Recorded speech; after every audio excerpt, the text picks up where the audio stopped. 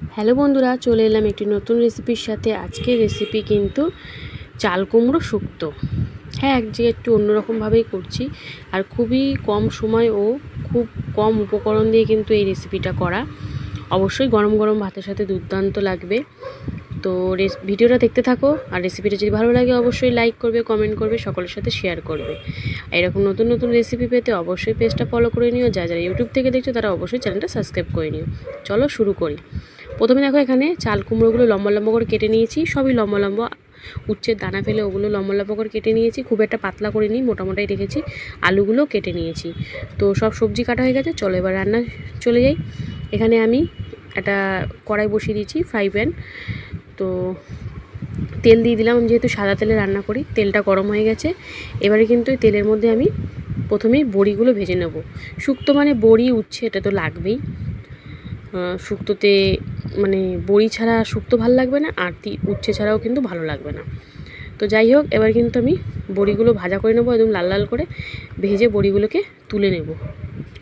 তো বড়ি ভাজা হয়ে গেছে, তুলে নিয়েছি। ওই তেলের মধ্যেই এবারে দিয়ে ভেজে নেব উচ্ছেগুলো ভেজে সাইড করে রাখবো। খুব বেশি লাল করে ভাজার দরকার নেই, একটু হালকা কালারটা চেঞ্জ হওয়া অবধি একটু ভেজে নেব। এই দেখো, কালারটা কিন্তু চেঞ্জ হয়ে গেছে সুন্দরভাবে। এবারে কিন্তু আমি উচ্ছেগুলোকে তুলে নেব। এই শুক্তোটা কিন্তু একদম নিরামিষ, আর যে কোনো নিরামিষ দিনে তোমরা করতে পারো। আর একটু অন্য টাইপের, সবসময় যে সব সবজি দিয়ে যে দুধ শুক্তো করে হয় সেটাই তো না, সব রকম দিয়ে কিন্তু করলে ভালোই লাগে খেতে। তো ফোড়নে দিয়ে দিচ্ছি তেজপাতা, শুকনো লঙ্কা, আর দিয়ে দেবো 5 ফোড়ন। দিয়ে ফোড়নটা সুন্দর করে ভেজে নেব। আর এটা কম খরচে হয়ে যাবে, খুব বেশি খরচাও কিন্তু নেই এটায়। আর আমি তোমাদের যতটা শেয়ার করি যে সবাই সব রকম রান্না যাতে সবাই করতে পারে সেরকমই। তো খেতে কিন্তু অসাধারণ টেস্ট। তো এবারে আমি এতে আলু আর কেটে রাখা চাল কুমড়োগুলো দিয়ে দিলাম। চাল কুমড়োগুলো একটু বড় বড় কেটেছি, যেহেতু খুব তাড়াতাড়ি গলে যেতে পারে সেই জন্য। যেহেতু চাল কুমড়োটা কচিও ছিল, ওই জন্য একটু বড় বড়ই কেটেছি। তো আলু আর চাল কুমড়ো দেওয়ার পর ভালো করে একটু নাড়াচাড়া করে নিচ্ছি। নাড়াচাড়া করে 1-2 মিনিট মতন ভাজার পর দেখছো একটু হালকা লালচে লালচে হয়েছে। এবারে ঢাকাটা খুলে আবার কিন্তু নাড়াচাড়া দিচ্ছি আবার। তো এখানে এবার এতে দিয়ে দিচ্ছি লবণ স্বাদ অনুযায়ী, আর দিয়ে দিলাম একটু আদা বাটা, দিয়ে দিচ্ছি একটু পোস্ত বাটা। তো এই রান্নাটা কিন্তু হলুদ ব্যবহার হবে না।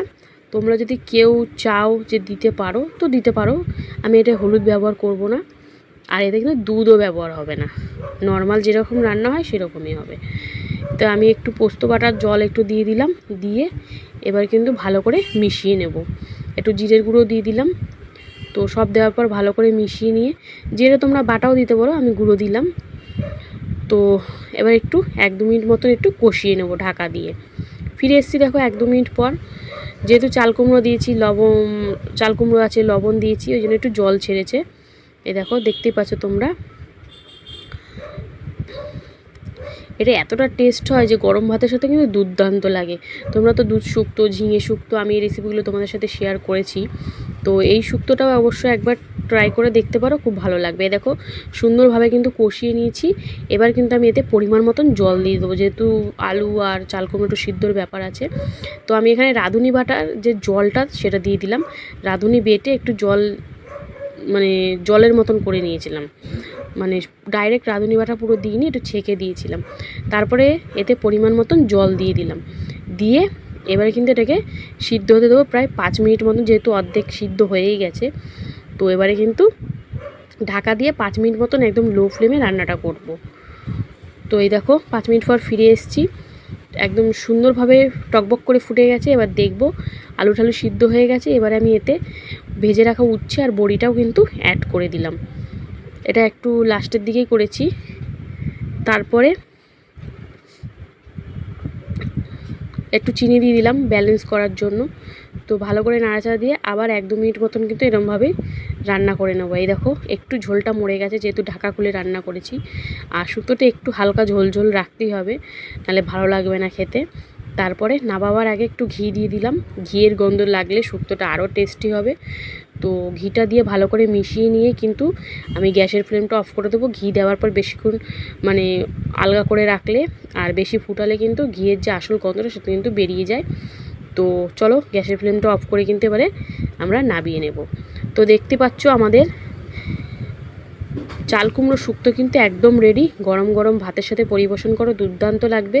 আর যদি আমার ভিডিও রেসিপি তোমাদের ভালো লাগে অবশ্যই লাইক করবে, সকলের সাথে শেয়ার করবে, কমেন্ট করে জানাবে আমার রান্নাগুলো তোমাদের কেমন লাগছে। আর এরকম নতুন ভিডিও পেতে অবশ্যই আমার পাশে থেকো। তো আজকের মতন টাটা, আবার চলে আসবো অন্য একদিন অন্য একটা নতুন রেসিপির সাথে।